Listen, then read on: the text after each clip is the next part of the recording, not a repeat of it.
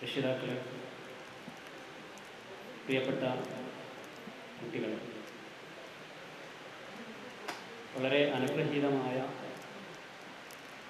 ഒരു സായാഹ്നത്തിലാണ് നാം ഇവിടെ സംഗമിച്ചിരിക്കുന്നത്. പടച്ചതമ്പുരാന്റെ കരുണാകടാക്ഷങ്ങൾ നമ്മളിൽ ഏവരിലും വർഷിക്കുമാറാവട്ടെ എന്ന് പ്രാർത്ഥിക്കുകയാണ്.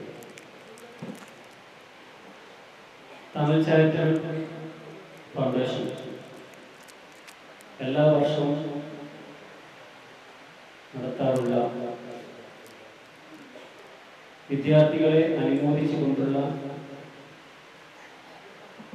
ചടങ്ങ് ഈ വർഷവും ഇവിടെ നടക്കുകയാണ്. എനിക്ക് തോന്നുന്നു കഴിഞ്ഞ വർഷത്തെ അപേക്ഷിച്ച് ഈ വർഷം നമുക്ക് ലഭിച്ചിട്ടുള്ള കുട്ടികളുടെ എണ്ണം വളരെ കൂടുതലാണ് എന്ന് തോന്നുന്നു. ദൈവം തമ്പുരാന് നന്ദി പറയുകയാണ്.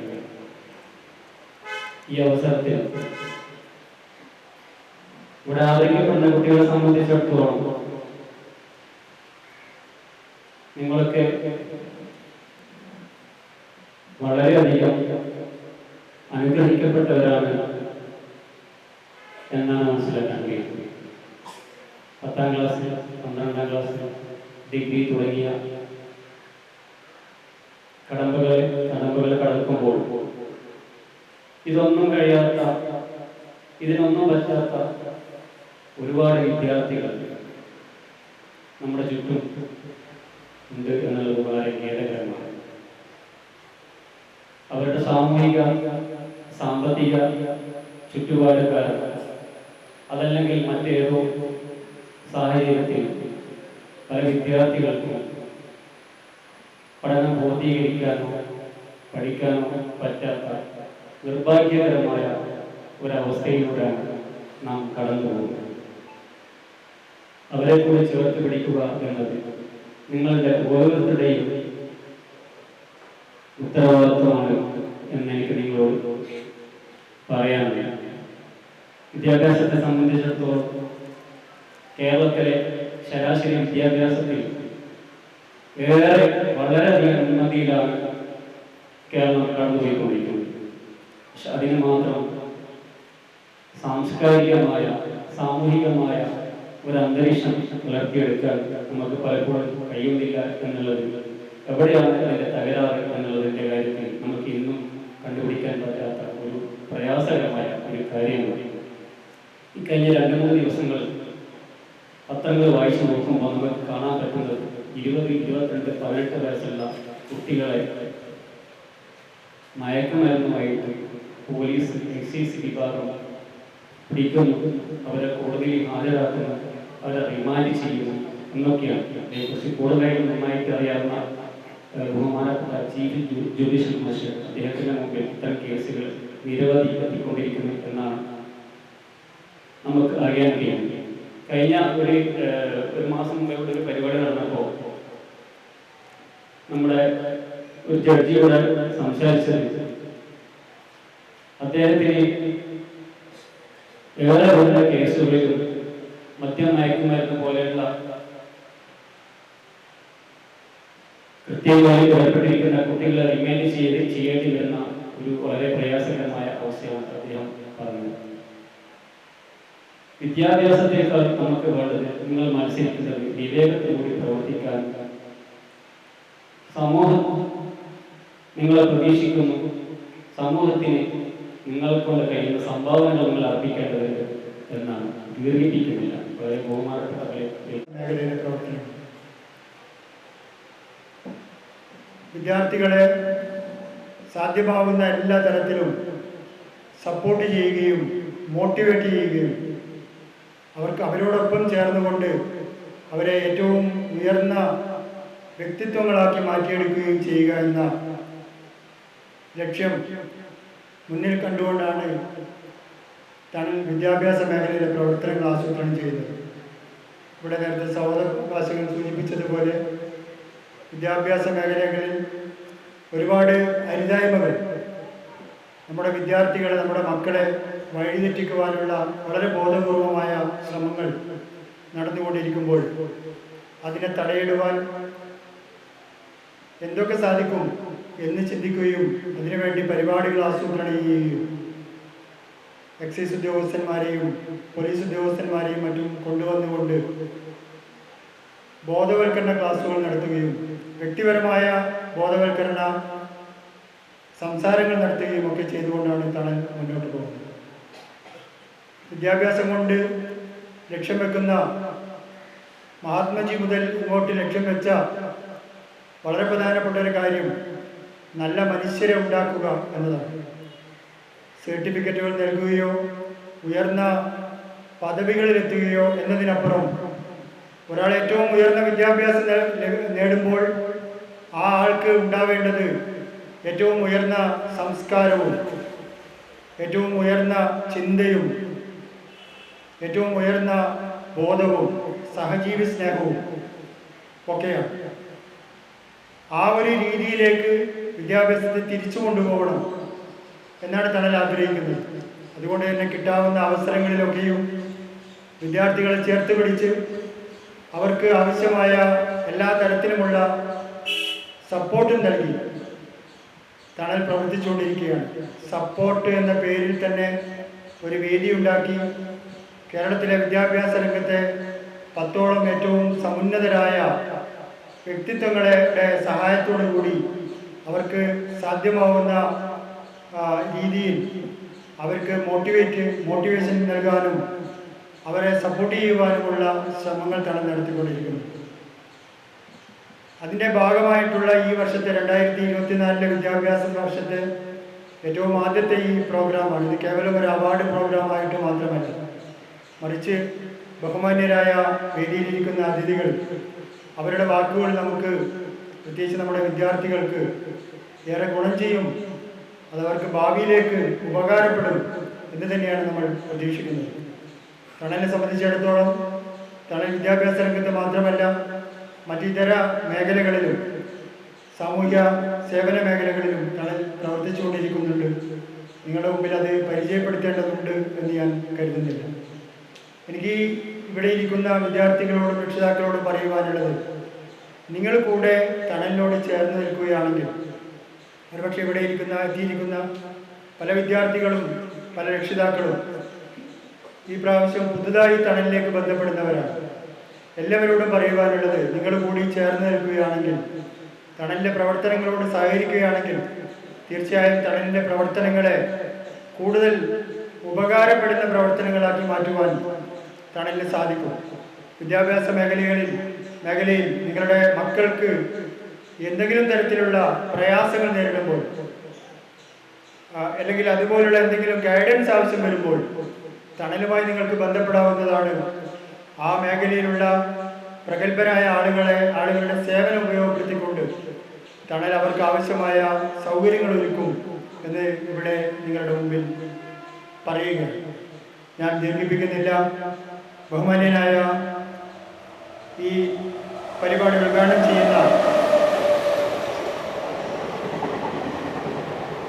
Additional chief judicial magistrate C Ubaidullah അവരുടെ ഈ പരിപാടിയുടെ ഉദ്ഘാടനത്തിന് വേണ്ടി വളരെ ആദരപൂർവ്വം ക്ഷണിക്കുന്നു.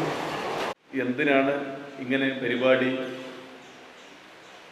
മുടങ്ങാതെ അവരുടെ മുതിർന്നവർ കുട്ടികളെ പ്രോത്സാഹിപ്പിക്കാൻ വേണ്ടി ഇങ്ങനെ നടത്തുന്നത് എന്ന് അപ്പോഴാണ് മനസ്സിലാകുന്നത്, ഒരു സമൂഹത്തെ അല്ലെങ്കിൽ ഒരു വിഭാഗത്തെ ചരിത്രം അടയാളപ്പെടുത്തുന്നത് ആ സമൂഹം, ആ വിഭാഗം, ആ സമൂഹത്തിലുള്ള കുട്ടികളോട്, വിദ്യാർത്ഥികളോട് എങ്ങനെ പെരുമാറുന്നു എന്നതിനെ ആശ്രയിച്ചിരിക്കും.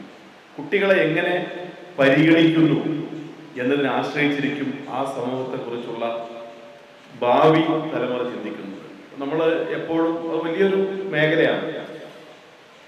ഇപ്പം ഞാനിവിടെ ഇരിക്കുമ്പോൾ നിങ്ങളുടെ എല്ലാവരുടെയും മുഖം നോക്കിക്കൊണ്ടിരിക്കുകയായിരുന്നു. എല്ലാവരും ഭയങ്കര പല പ്രതീക്ഷകളുമായിട്ടാണ് ഇങ്ങനെ വളരെ യാതൊരുവിധ നിരാശാബോധവുമില്ലാതെ പ്രതീക്ഷയോടുകൂടി ഇങ്ങനെ ഉറ്റുനോക്കുകയാണ്. എങ്ങനെ മുന്നോട്ടുള്ള ജീവിതത്തെക്കുറിച്ച്, മുന്നോട്ടുള്ള ലോകത്തെക്കുറിച്ച്. ഒരാൾക്ക് ഒരിക്കലും മറ്റൊരാളാവാൻ പറ്റില്ല. ഒരു കുട്ടിയിൽ നിന്ന് ഭാവിയിൽ സമൂഹത്തിന് കിട്ടേണ്ട സേവനം വേറൊരാൾക്ക് തരാൻ കഴിയില്ല. അത് നമ്മുടെ പ്രകൃതി നിയമമാണ്. മനസ്സിലായല്ലോ? അപ്പൊ അതുകൊണ്ടാണ് നമ്മുടെ വിശുദ്ധ ഖുർആനില് ഒരാളെ കൊന്നാൽ അവൻ സമൂഹത്തെ മൊത്തം കൊന്നതിന് തുല്യമാണ് എന്ന് പറയുന്നത്. കാരണം ആ ഒരാളിൽ നിന്നുള്ള നഷ്ടം നികത്താൻ ആ സമൂഹത്തിൽ വേറെ ആൾക്ക് കഴിയില്ല. അത് അതോടുകൂടി പോയി. ചിലപ്പോൾ അദ്ദേഹത്തെക്കാളും നല്ല വേറെ രീതിയിലുള്ള പെർഫോമൻസ് വേറെ ചെയ്യാൻ പറ്റും എന്നല്ലാതെ അദ്ദേഹത്തിന് കിട്ടിയിരുന്ന അതേ ഔട്ട്പുട്ട് വേറൊരാളിൽ നിന്ന് കിട്ടാൻ പറ്റില്ല. അതുകൊണ്ടാണ് അങ്ങനെ ആ ഒരു പ്രയോഗം പ്രയോഗിച്ചത്. അപ്പൊ വിദ്യാർത്ഥികളായ നിങ്ങളിൽ നിന്ന് സമൂഹം ഒരുപാട് കാര്യങ്ങൾ ഇങ്ങനെ പ്രതീക്ഷിച്ചുകൊണ്ടിരിക്കുകയാണ്. നിങ്ങൾ വലുതായി സമൂഹത്തിന്റെ ഭാഗമായി വരുമ്പോൾ. അതുകൊണ്ടാണ് നിങ്ങളെ ആ നേർവഴിയിലേക്ക് തിരിക്കാൻ വേണ്ടി നിങ്ങളുടെ മുതിർന്നവരായ സമൂഹത്തിലെ മറ്റുള്ളവർ നിങ്ങളെ പരിഗണിച്ച് ഇത്തരത്തിലുള്ള പ്രോത്സാഹനങ്ങളും ഇത്തരത്തിലുള്ള ഗൈഡൻസുകളും വളരെ ഭംഗിയായും വ്യവസ്ഥാപിതമായും നടത്തിക്കൊണ്ടിരിക്കുന്നത് എന്നാണ് ഞാൻ ഇത് കാണുമ്പോൾ മനസ്സിലാക്കുന്നത്. ഇപ്പൊ ഞാനിങ്ങനെ ആലോചിക്കുകയായിരുന്നു.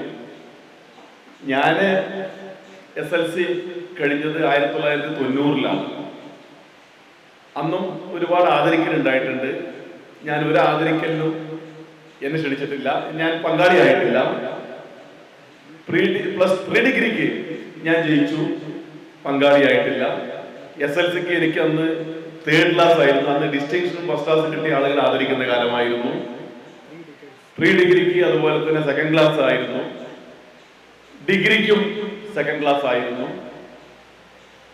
LLBക്കും 2nd ക്ലാസ് ആയിരുന്നു. അങ്ങനെ ദീർഘമായി പ്രാക്ടീസ് ചെയ്ത് എനിക്ക് ഇതുവരെ ഒരു മെറിറ്റ് അവാർഡ് കിട്ടിയിട്ടില്ല കേട്ടോ. സത്യം ഞാൻ നിങ്ങളോട് പറയണം, നിങ്ങൾ കിട്ടാൻ പോകുന്ന ഒരു അവാർഡ് എന്റെ സർവീസിൽ ഇതുവരെ പരീക്ഷ പാസ്സായി എന്നതിന് പേരിൽ കിട്ടിയിട്ടില്ല. കാരണം എന്താണ്, അന്നൊക്കെ സൊസൈറ്റി ഏറ്റവും ഹൈ മാർക്കുള്ളവരെ മാത്രം പരിഗണിക്കുന്ന ഒരു കാലമായിരുന്നു. ഇവിടെ ഞാൻ നോക്കിയപ്പോൾ എല്ലാവർക്കും ഈ പ്രദേശത്ത് പാസ്സായ എല്ലാവർക്കും അവാർഡ് വരുന്നു എന്നത് വളരെ സന്തോഷകരമായ ഒരു ഇതുണ്ട്. അതിൽ എനിക്ക് ഭയങ്കര സന്തോഷമായിരുന്നു പങ്കെടുക്കാൻ പറ്റിയത്.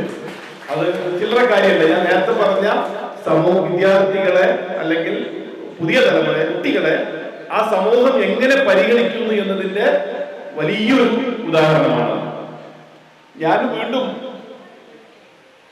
നിരാശപ്പെട്ടില്ല, തുടർന്നു പ്രാക്ടീസ് ചെയ്ത് 10 കൊല്ലം വക്കീലായി. പിന്നെ ജഡ്ജിന്റെ പരീക്ഷ എഴുതി. ആ പരീക്ഷയിൽ 4000 ആളുകൾ എഴുതിയതിൽ 14ാം റാങ്കോടുകൂടി എനിക്ക് സെലക്ഷൻ കിട്ടി. നമ്മുടെ ലൈഫ് വേറെയായി. അപ്പൊ നമ്മൾ ഈ പറയുന്ന അന്നത്തെ ഹിസ്റ്ററി അല്ല നമ്മുടെ ജീവിതത്തിൽ മാറിയത്. അപ്പൊ നിങ്ങളോട് പറയാനുള്ളത്, നിങ്ങളിപ്പോ ഒരു ഇതായി വന്നിരിക്കും, നിങ്ങൾക്ക് എല്ലാവർക്കും കുറെ ചെറുപ്പം ഉപദേശം കിട്ടിയിട്ടുണ്ടാവും അല്ലേ? കുറെ ആധുനിക അവാർഡ് കിട്ടിയില്ലേ? കുറെ ഷെൽഫിൽ മുഴുവനും ട്രോഫി ഇല്ലേ? അല്ല, പല കുട്ടികളെ വീട്ടിലും ഷെൽഫില് ഈ മൊമെന്റ് നിറഞ്ഞിരിക്കുകയല്ലേ, LSS USS ഒക്കെ ആയിട്ട്. അപ്പൊ ഒരുപാട് അഭിനന്ദനങ്ങൾ കേട്ടിട്ടുണ്ടാവും. നമ്മള് ഇവിടെ അധികം സംസാരിക്കാൻ വലിയ സ്കോപ്പില്ല എന്നാണ് ഞാൻ മനസ്സിലാക്കുന്നത്. കാരണം സമയം ഒരു പരിമിതിയുണ്ട്.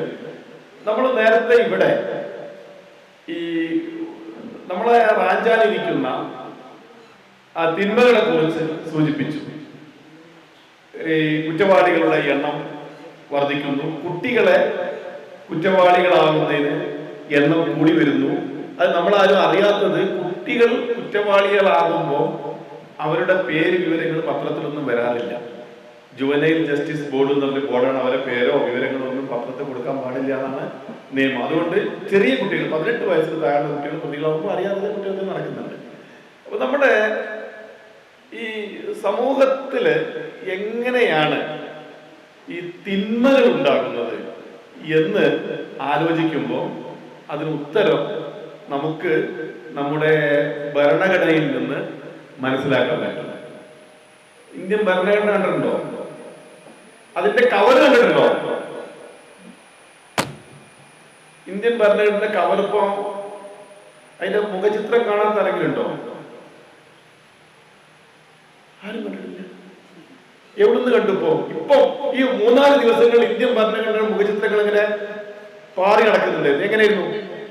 സത്യപ്രതിജ്ഞ നടക്കുമ്പോ ഭരണഘടന പ്രകാരമാണ് സത്യപ്രതിജ്ഞ ചെയ്യുന്നത് എന്നതിലപ്പുറം ഭരണഘടന ഉയർത്തിപ്പിടിച്ച് സത്യപ്രതിജ്ഞ ചെയ്ത ആളുകളുണ്ടായിരുന്നു അല്ലെ? ആ ഭരണഘടനയുടെ രത്ന ചുരുക്കം ഭരണഘടനയുടെ ആമുഖത്തിൽ പറയുന്നുണ്ട്. ഭരണഘടന ആമുഖത്തിൽ 4 പോയിന്റ് ആയിട്ട് പറയുന്നുണ്ട്. നമ്മുടെ ക്രിമിനോളജി വിദഗ്ധര് പറയുന്നത് ആ 4 പോയിന്റ് സമൂഹത്തില് സിസ്റ്റമാറ്റിക് ആയിട്ട് നടന്നാൽ സമൂഹത്തില് ഒരുവിധ അരാജകത്വം ഉണ്ടാവില്ല, കുറ്റകൃത്യങ്ങൾ ഉണ്ടാവില്ല. ആ ഭരണഘടനയില് പറയുന്ന 4 പോയിന്റിൽ ഏറ്റവും പ്രധാനപ്പെട്ട ഒന്നാണ്, പറയാൻ പറ്റുമോ? ആമുഖത്ത് പറയുന്നത് പ്രിയാമ്പിൾ പറയുന്നത്. ആമുഖത്ത് പറയുന്നത് ഫസ്റ്റ് ജസ്റ്റിസ്, ഫ്രട്ടേണിറ്റി, പിന്നെ ഇക്വാലിറ്റി, പിന്നെ ജസ്റ്റിസ് എന്ന് പറഞ്ഞാൽ എന്താ? പറയൂ പെട്ടെന്ന് പറയൂ. ജസ്റ്റിസ് എന്ന് പറഞ്ഞാൽ എന്താണ്? നീതി. അറിയാലോ, നീതി. നാട്ടില് നീതി നിഷേധം നടക്കുമ്പോഴാണ് കുറ്റകൃത്യങ്ങൾ ഉണ്ടാകുന്നത്. അതിന്റെ കോഴ്സ് റൂട്ട്. അപ്പൊ നിങ്ങൾക്ക്, കുട്ടികളായ നിങ്ങൾക്ക് വീട്ടിൽ നിന്നും കിട്ടുന്ന നീതി കിട്ടുന്നില്ലെങ്കിൽ നിങ്ങൾ വീട്ടുകാരോട് ആന്റി ആവും. ചിലപ്പോൾ സമൂഹത്തിൽ നിന്ന് കിട്ടേണ്ട നീതി കിട്ടുന്നില്ലെങ്കിൽ സമൂഹത്തോട് ശത്രുക്കളായി മാറി. സ്കൂളിൽ നിന്ന്, കോളേജിൽ നിന്ന് കിട്ടേണ്ട നീതി കിട്ടുന്നില്ലെങ്കിൽ സ്ഥാപന മേലാധികാരികളുടെ ശത്രുക്കളാവും. നീതിയെ കുറിച്ച് പല ഡെഫിനിഷൻസ് ഉണ്ട്. അതിൽ ഏറ്റവും പ്രധാനപ്പെട്ട definition what one would deserve. എന്താണ് ഒരാൾ ആഗ്രഹിക്കുന്നത്, ആഗ്രഹിക്കുന്നില്ല, അർഹിക്കുന്നത്. അതാണ് നീതി. ഇപ്പോ നിങ്ങൾ നടന്നു പോകുമ്പോൾ നല്ല ഡ്രസ്സൊക്കെ കിട്ടുന്ന ഇങ്ങനെ അവാർഡ് ദാനത്തിന് വരുമ്പോ ഒരു ബൈക്കുകാരന് സ്പീഡിൽ പോയി വെള്ളം നിങ്ങളുടെ മേത്തേക്ക് തെറിപ്പിച്ചു, സഹിക്കുമോ? ഇല്ല. അപ്പൊ നിങ്ങൾ ആഗ്രഹിക്കുന്നത് എന്താണ്? അവൻ ചെയ്തത് തെറ്റാണ്. അറ്റ്ലീസ്റ്റ് അവൻ വന്നിട്ട് അവനെ ശിക്ഷിക്കണം എന്നുള്ള അഭിപ്രായം ഉണ്ടാവും, അവനെ പിടിക്കണം എന്നുള്ള അഭിപ്രായം ഉണ്ടാവും, അതുപോലെ ചളിവെള്ളം അവന്റെ ദേഹത്ത് ഒഴിക്കണം എന്നുള്ള അഭിപ്രായക്കാരുണ്ടാവും. അല്ല, അവനൊന്ന് വന്ന് മാപ്പ് പറഞ്ഞാൽ മതി, അല്ലെ, സാരമില്ല, സോറി പറഞ്ഞാൽ മതി, ഇങ്ങനെ അഭിപ്രായങ്ങൾ. അപ്പൊ ഇത് ഓരോരുത്തരുടെ ആറ്റിറ്റ്യൂഡാണ്. ആ ആറ്റിറ്റ്യൂഡിനനുസരിച്ച് അദ്ദേഹം അവർക്ക് പരിഹാരം കിട്ടിയിട്ടില്ലെങ്കിൽ അവർക്ക് സ്വാഭാവികമായിട്ടും ശത്രുത ഉണ്ടാവും. ഇത് വീട്ടിൽ നിന്നാണെങ്കിൽ വീട്ടിലുണ്ട്. ഇപ്പൊ രക്ഷിതാക്കളൊക്കെ ഇവിടെ ഇരിക്കുന്നതുകൊണ്ട് ഞാൻ പറയണത്, അർഹിക്കുന്ന പരിഗണന പല രീതിയിൽ കുട്ടികൾക്ക് കിട്ടേണ്ടത് കിട്ടിയിട്ടില്ലെങ്കിൽ കുടുംബത്തിലുണ്ടാവും, സമൂഹത്തോട് ശത്രുപോലെ വരും, നാട്ടില് സ്കൂളിനോട് അങ്ങനെ മൊത്തത്തിൽ വരും. അത് നിവാരണം ചെയ്യണമെങ്കിൽ ഒരുവിധം കാര്യങ്ങൾ മുന്നോട്ട്. ഇത് വലിയ പ്രശ്നമാണത്, അത്ര എളുപ്പമൊന്നല്ല. ഞാൻ സമയമില്ലാത്തതിനധികം പറയുന്നില്ല. പിന്നെ ലിബർട്ടി, ആളുകളുടെ സ്വാതന്ത്ര്യം, പല രീതിയിലുള്ള സ്വാതന്ത്ര്യമുണ്ട്. ജീവിക്കാനുള്ള സ്വാതന്ത്ര്യമുണ്ട്, കച്ചവടം നടത്താനുള്ള സ്വാതന്ത്ര്യമുണ്ട്, ആരാധനക്കുള്ള ഒരുപാട് സ്വാതന്ത്ര്യങ്ങളുണ്ട്. അത് വകവെച്ച് കൊടുക്കുന്നില്ലെങ്കിൽ, സ്വാതന്ത്ര്യം വകവെച്ച് കൊടുക്കുന്നില്ലെങ്കിൽ നാട്ടിൽ അനീതിയുണ്ടാവും. പിന്നെ ഇക്വാളിറ്റി, ആളുകളെ തുല്യതയോട് കൂടി കാണുന്നതിൽ സമൂഹം പരാജയപ്പെട്ടാൽ, കുടുംബം പരാജയപ്പെട്ടാൽ അവിടെ പ്രശ്നങ്ങൾ, അക്രമങ്ങൾ വരും. പിന്നെ നാലാമത്തേത് ലിബർട്ടി, ഇക്വാളിറ്റി, ഫ്രട്ടേണിറ്റി. മൊത്തം സാഹോദര്യ ബോധത്തോടു കൂടി പരസ്പരം നമ്മൾ നമ്മുടെ സഹപാഠികളെ, നമ്മുടെ ചുറ്റുപാടുള്ള ആളുകളെ, രാജ്യനിവാസികളെ സാഹോദര്യത്തോടു കൂടി കാണുന്നതിൽ വീഴ്ച വന്നാൽ ഇതുണ്ടാവും. ഇത് ഞാൻ പറയാൻ കാരണം, ഈ ഭരണഘടന ഇപ്പൊ ഉയർത്തിപ്പിടിക്കണം എന്നുള്ള ആഹ്വാനങ്ങൾ നടന്നുകൊണ്ടിരിക്കുന്ന കാലത്ത് ഭരണഘടനയുടെ ഈ അന്തസത്ത ഉയർത്തിപ്പിടിക്കുന്നതിൽ നമ്മള്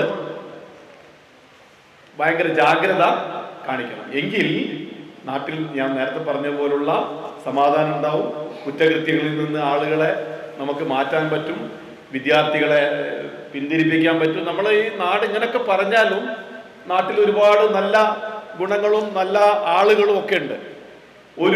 എനിക്കൊക്കെ ഒരുപാട് അനുഭവമുണ്ട്.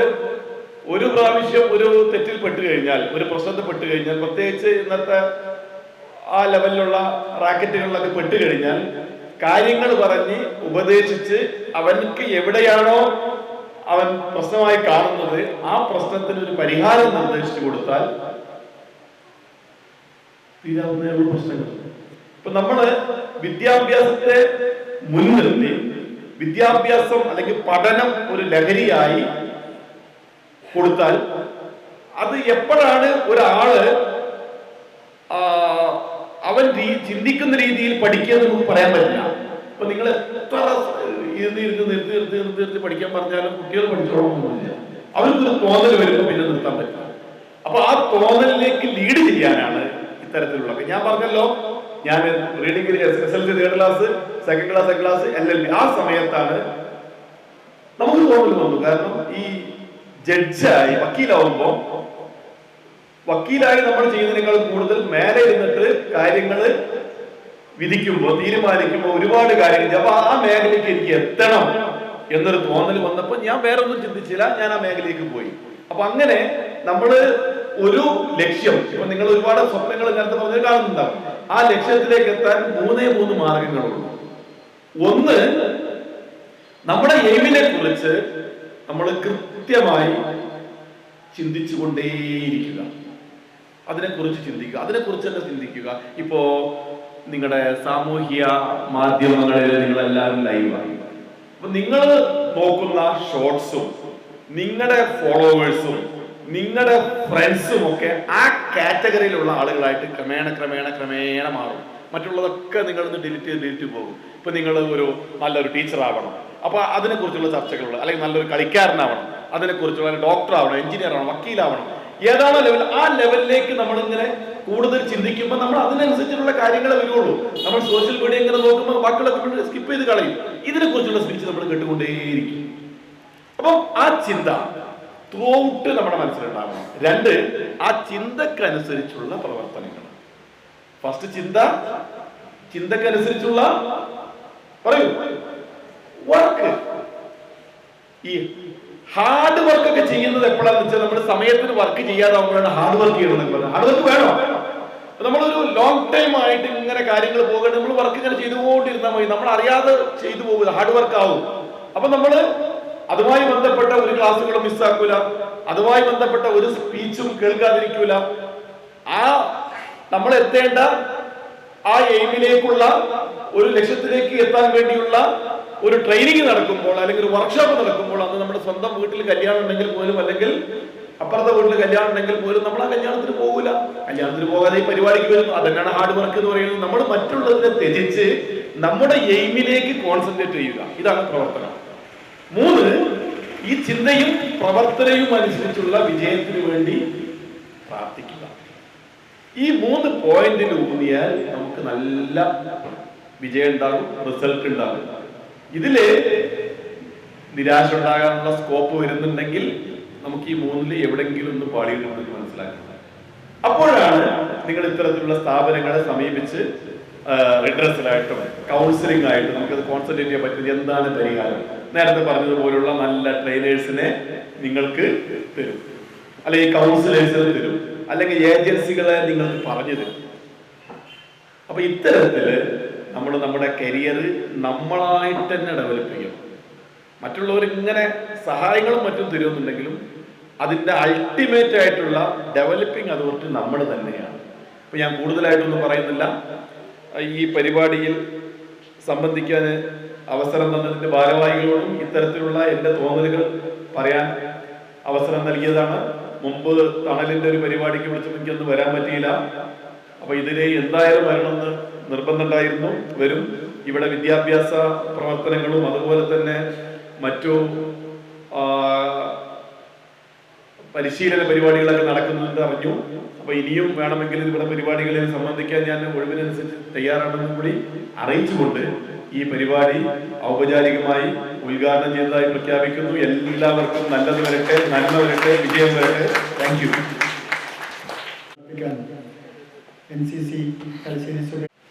ഇന്ന് ഇവിടെ ഒരു ഫംഗ്ഷന് വേണ്ടിയിട്ട് കൂടിയിരിക്കുന്നത് നിങ്ങളെ ഒരു മോട്ടിവേഷൻ ചെയ്യാനുള്ള ഒരു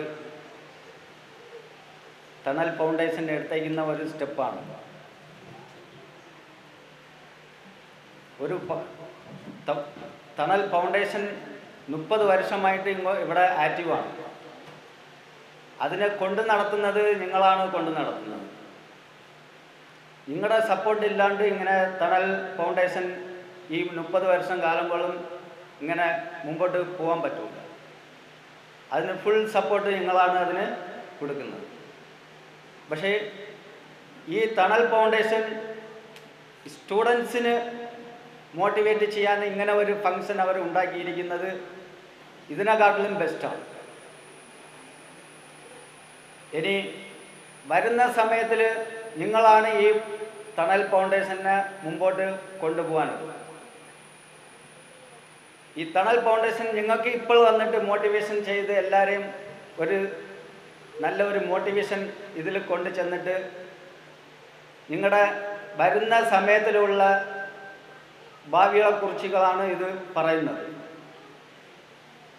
അതിന് എന്ത് ചെയ്യണം എന്ത് ചെയ്യണ്ടെന്ന് വെച്ചിട്ട് മജിസ്ട്രേറ്റ് സാർ നിങ്ങൾക്ക് നല്ലോണം മനസ്സിലാക്കി തന്നായിരുന്നു.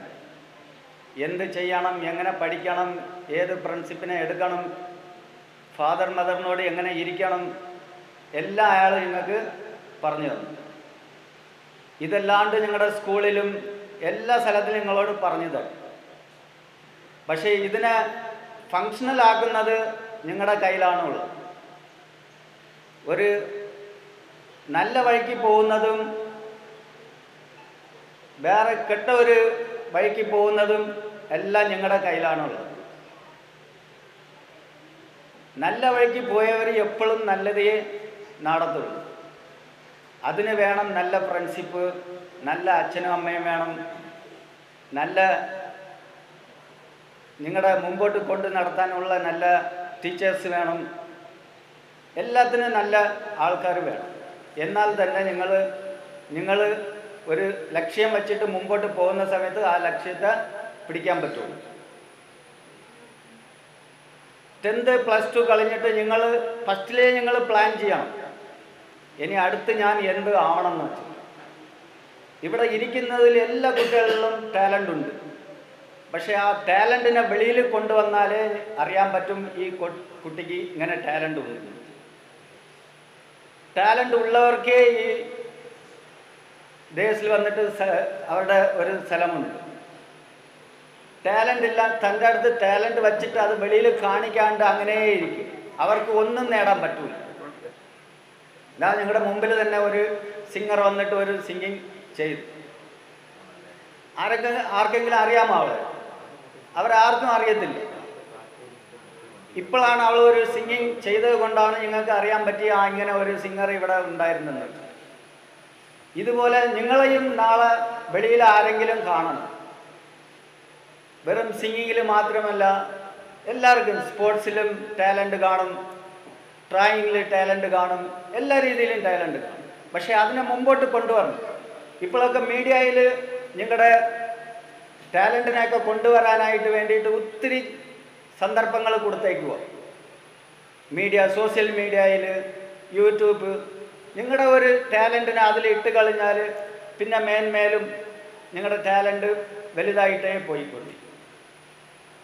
അതിനെ നിങ്ങൾ തൻ്റെ ടാലൻറ്റിനെ വെളിയിൽ കൊണ്ട് കാണിക്കുക. ഫ്രണ്ട്ഷിപ്പ് നല്ല ഫ്രണ്ട്ഷിപ്പിനെ പിടിക്കും.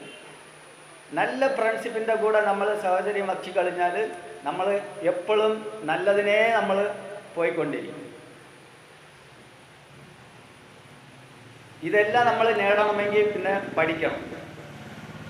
ഇന്ന് ഈ ഫംഗ്ഷനിൽ എത്ര കുട്ടികൾ പ്രൈസ് മേടിക്കുന്നു, വരുന്ന സമയത്തിൽ അതിൽ നിന്ന് ഡബിൾ ട്രിപ്പിൾ സ്റ്റുഡൻസ് ഇവിടെ നിന്ന് പ്രൈസ് മേടിക്കണം.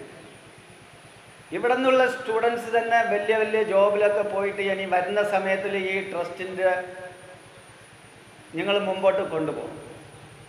ഇനിയും വീണ്ടും അടുത്ത ജനറേഷൻ വരും. ഈ ജനറേഷന് നിങ്ങളുടെ മുമ്പിലുള്ളവർ കൊണ്ട് ഇങ്ങനെ ഇതുവരെ കൊണ്ടുവന്നു. ഇനി നിങ്ങൾ മുമ്പോട്ട് പോയിട്ട് ഇനി വരുന്ന ജനറേഷനെ നിങ്ങൾ തന്നെ കൊണ്ടു നടത്തും.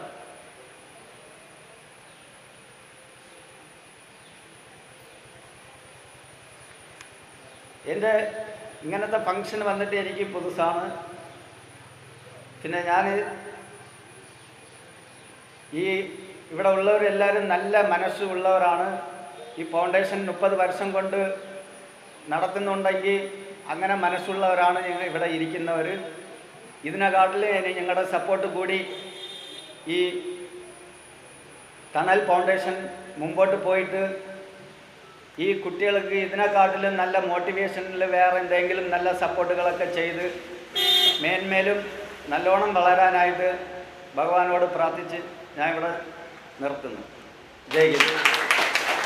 अधिकारी जज साहब, सूबेदार मेजर एडमिन साहब और चेरी फाउंडेशन के जितने भी पदाधिकारी और सामने बैठे हुए मेरे भाई एवं बहन, आप लोगों को मेरा 1RT NCC की तरफ से और मेरी तरफ से तहे दिल धन्यवाद और नमस्कार। चेरी फाउंडेशन एक मायने में बहुत बड़ा चीज़ होता है। शायद मेरा बात आप लोग समझ पा रहे हो या नहीं समझ पा रहे हो मुझे पता नहीं, लेकिन जो फाउंडेशन जो है बहुत बड़ा चीज़ है। ज़रूरतमंद लोगों को हम आगे बढ़ाने के लिए, चाहे वो विकलांग हो, चाहे वो प्यासा हो, चाहे स्टूडेंट हो, जो अच्छा काम करने के लिए जो काबिलियत रखता है, जो अच्छा जगह पहुंचने की जो काबिलियत रखता है, उसको हम चेरी फाउंडेशन के मदद करके हम उसको आगे बढ़ा सकते हैं। क्योंकि आज आगे बढ़ने के लिए इंसान को हर चीज़ की ज़रूरत पड़ता है। अकल के साथ साथ उसके बाद पैसा होना चाहिए, सुविधाएं होना चाहिए, नहीं तो बहुत सारे ज़िंदगी में अड़चन पैदा होता है। इसलिए हमारे को जो छोटी छोटी जो संस्थाएं होती है, मदद करना, एक आर्मी में हम जैसे कहते हैं कि आर्मी जो है मदद करता है, लोगों को बहुत सारे सेवाएं करते हैं, ऐसा नहीं है कि हम ही करते हैं मदद हम छोटे छोटे सिविल संस्था में छोटे छोटे कमेटी बना करके, चाहे वो यूट्यूब के माध्यम से हो, चाहे वो सोशल मीडिया के माध्यम से हो, चाहे एक किसी का मदद करना ही एक चैरिटी फाउंडेशन का सबसे बड़ा उदाहरण है। क्योंकि इससे हम लोगों को आगे बढ़ा सकते हैं, उसको एक मार्गदर्शन दे सकते हैं, और इससे बड़ा चीज़ हो ही नहीं सकता। नमस्कार, थैंक यू।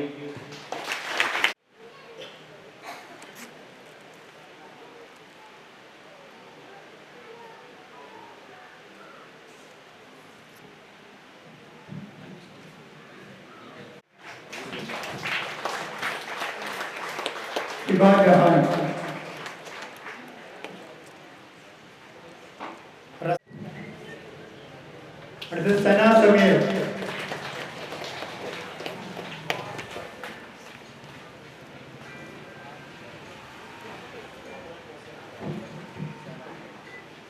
അടുത്തത് +2 അവാർഡ് അഹമ്മദ് നിഷാദ്.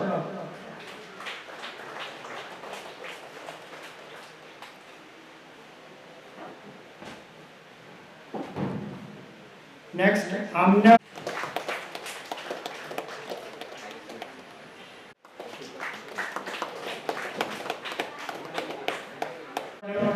അവാർഡ് വാങ്ങിക്കുന്നു.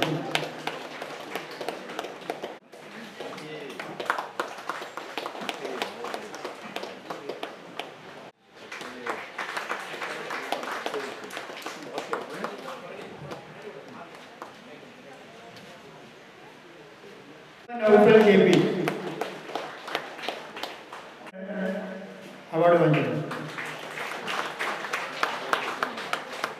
ലാമിയ ശിവപ്രിയ പ്രദീപ്. സ്വാതി കെ.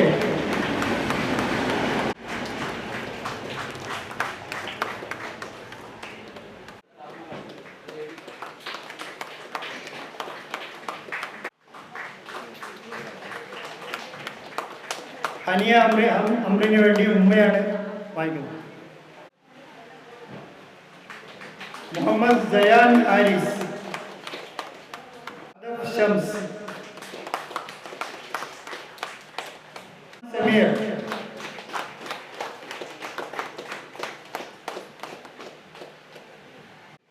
അടുത്തത് നിരഞ്ജന പ്രശാന്ത്.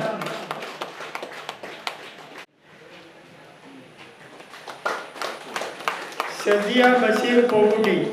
അടുത്തത് Shivananda PT.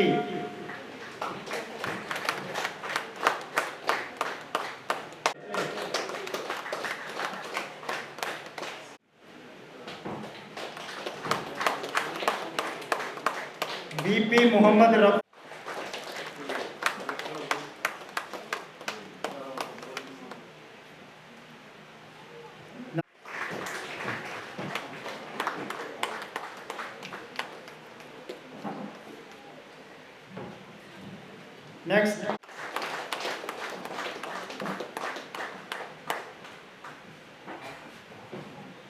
Next Anujith Prasad.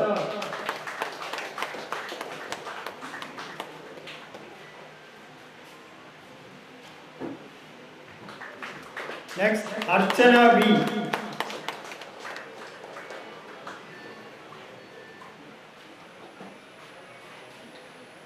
Next Assa Asif.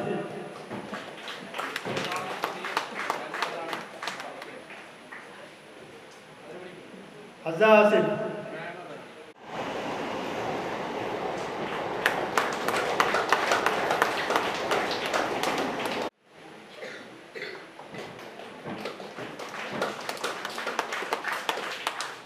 Gokul Krishna TK.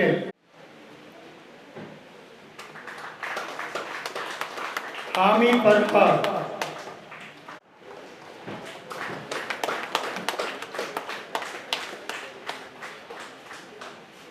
മിൻഹ മറിയം.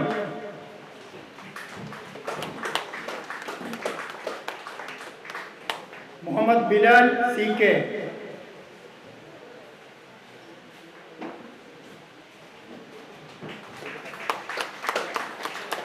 മുഹമ്മദ് ബിലാൽ.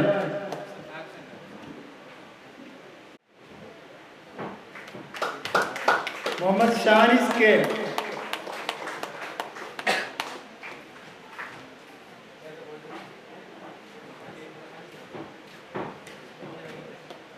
നേഹ T.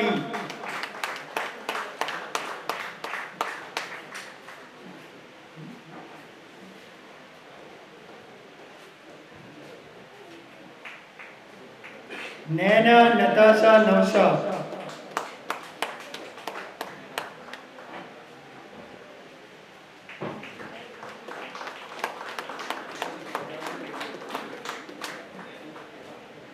അവരുടെ ബന്ധുവാണ് വാങ്ങിക്കുന്നത്. നിവേദ് കൃഷ്ണ BK.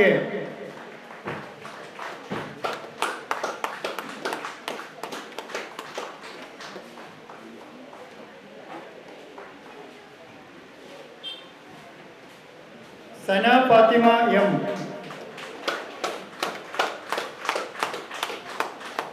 ഷാനൈ V. സദസ്സിന് കൂടി കൈയടിക്കാവുന്നതാണ്.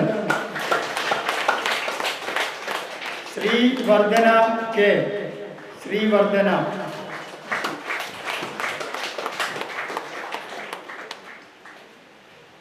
സ്വര K C,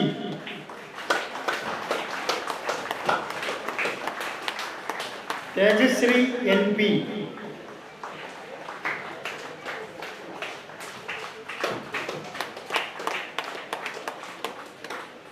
thank you Edin Jose sir. അടുത്ത സമ്മാനങ്ങൾ പവൻകുമാർ, ആദിത്യ പ്രദീപൻ,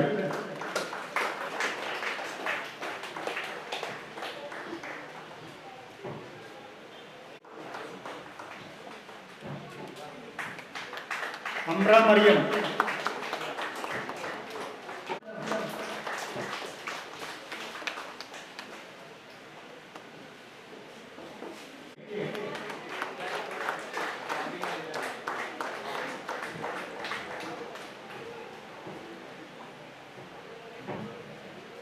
അടുത്തത് ഹിയാൻ ബിൻ മുഹമ്മദ്,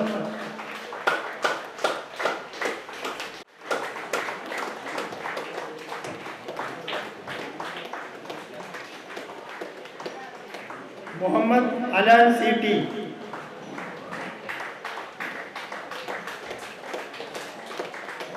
മുഹമ്മദ് സെയിൻ,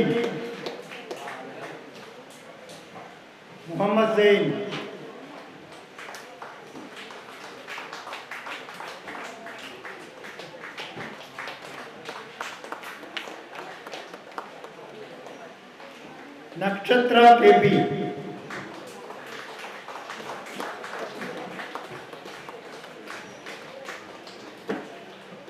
Navneet B,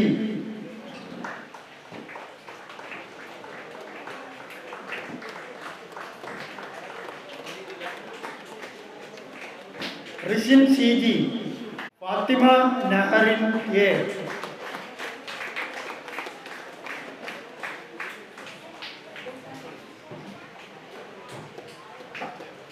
Muhammad Nuvad C H, Muhammad Nuvad, Muhammad Nijad, Muhammad Sinan K,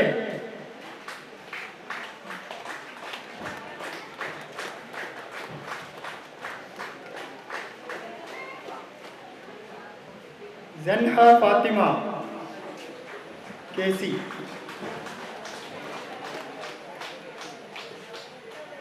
Ahmed Hamdan,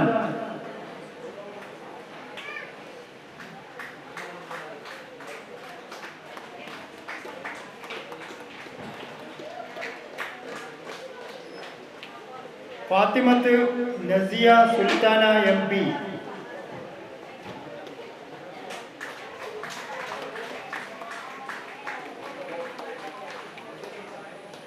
miss അബ് പി, മിസ്സബിന് വേണ്ടി അവർ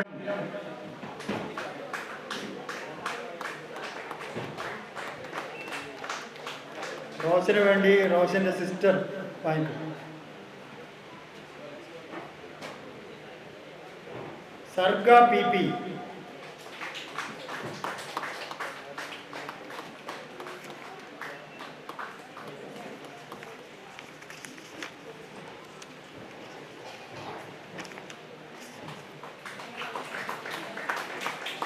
താങ്ക് യു പവൻകുമാർ സാർ.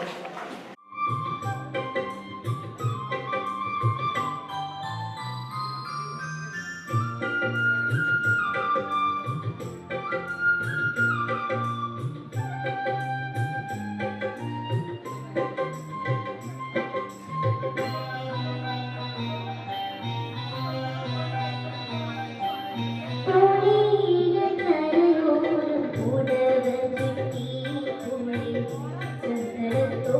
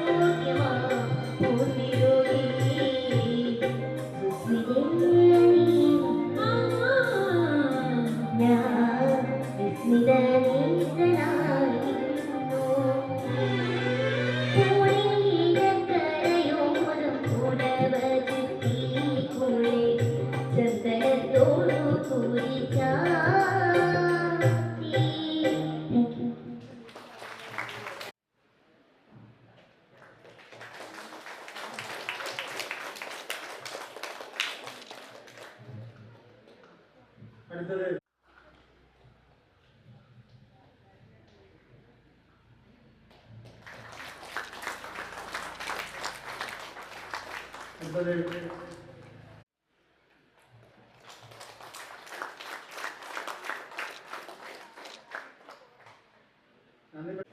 രക്ഷിതാക്കളെ, സദസ്സിലും വേദിയിലുമുള്ള വിശിഷ്ട വ്യക്തിത്വങ്ങളെ, തണലിൻ്റെ ഈ അവാർഡ് ദാന പരിപാടിയിൽ സംബന്ധിക്കാനെത്തിയ നിങ്ങളേവരെയും ഞാൻ അഭിവാദ്യം ചെയ്യുകയാണ്. ആദ്യമായി നല്ലൊരു സായാഹ്നത്തിലാണ്, നല്ല സുന്ദരമായ കാലാവസ്ഥ. ഇന്നലെ ഈ സമയത്ത് നമുക്ക് ഓർക്കാൻ പോലും കഴിയാത്തൊരവസ്ഥയാണ്. ഒരു വിദ്യാഭ്യാസ അവാർഡ് പരിപാടിയിൽ ഇത്രയധികം ആൾക്കാർ തിങ്ങി നിറഞ്ഞ് വളരെ ഗൗരവത്തോടു കൂടി ഇങ്ങനൊരു പരിപാടി സാധാരണഗതിയിൽ നടക്കാറില്ല. നമ്മൾ പല പരിപാടികൾ കണ്ടുകൊണ്ടിരിക്കുന്ന ആൾക്കാരാണ്.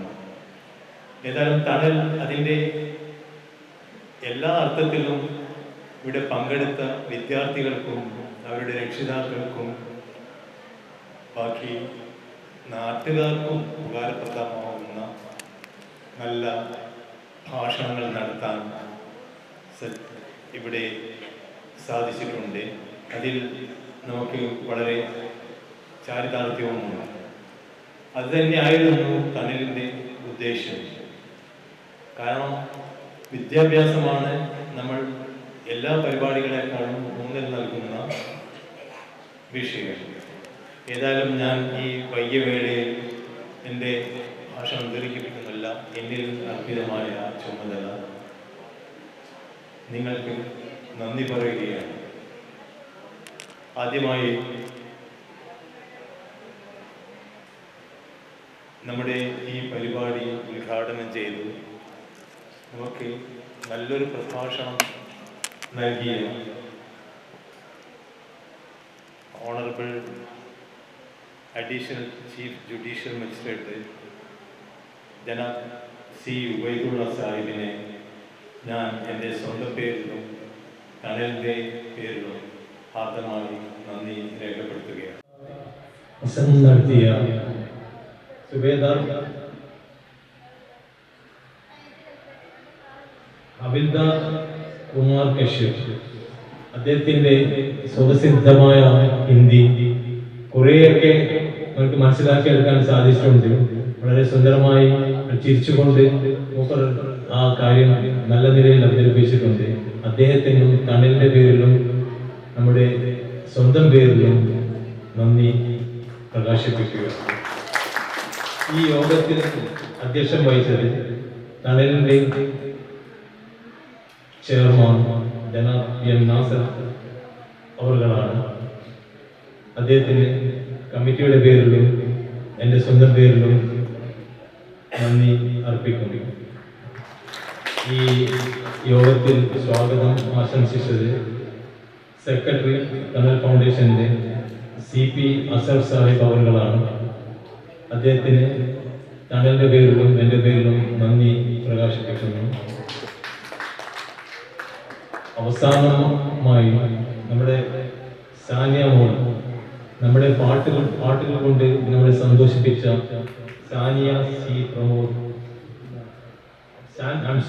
സാൻവിയ സി പ്രമോദ്, കുട്ടികളെ അഭിനന്ദനങ്ങൾ അറിയിക്കുകയാണ്. വളരെ നന്നായി പാടി നമ്മളെ ഈ സദസ്സിനെ കയ്യിലെടുത്തിട്ടുണ്ട് കുട്ടി. എല്ലാ ആശംസകളും നേരുന്നതിനൊപ്പം ഞാൻ തണലിൻ്റെ പേരിൽ നന്ദി അർപ്പിക്കുന്നു. അവസാനമായി അല്ലെങ്കിൽ പ്രധാനമായി ഇവിടെ സന്നിഹിതരായ എല്ലാ നാട്ടുകാർക്കും വിദ്യാർത്ഥികൾക്കും രക്ഷിതാക്കൾക്കും തണലിൻ്റെ പേരിൽ നന്ദി അവതരിപ്പിച്ചുകൊണ്ട് ഞാൻ വിരമിക്കുന്നു.